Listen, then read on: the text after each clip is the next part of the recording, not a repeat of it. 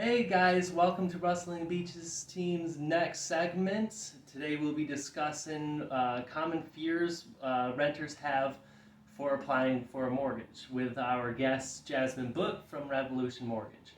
Jasmine, could you tell us a little bit more about yourself and your experience in mortgage? Of course. My name is Jasmine Book with Revolution Mortgage. I have been in financing for 10 years now. I specialize in first-time home buyers. I love them, which kind of ties into this segment with renters.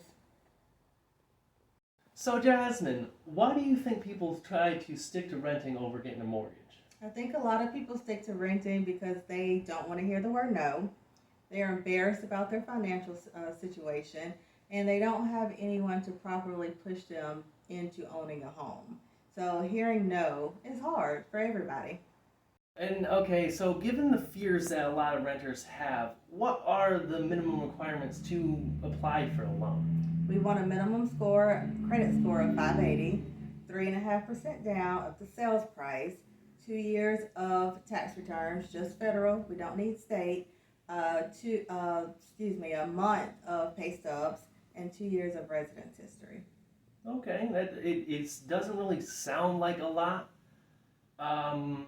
Can you explain why it might be a little of a daunting task for some people? I think there's a lot of people that kind of jumps around residence, they jump around with jobs and things like that. But we can piece it together as long as we have a good explanation of anything that might have happened in your past. We can work with that. All right, given those minimum requirements that we talked about earlier, you're going to find out that there's a lot of people in today's economy, especially, who just don't quite qualify yet for a loan. Is there any tips or improvements in which you can give people for their ability to apply for a loan later on down the road? Right. So what we like to say is a no from now. You need to find a lender that will help you with your personal financial information. So everybody's credit score is not the same. Everybody's credit report is not the same. So you really want to have somebody that will work with you with getting that credit score up, and also educating you as far as what to do, what not to do.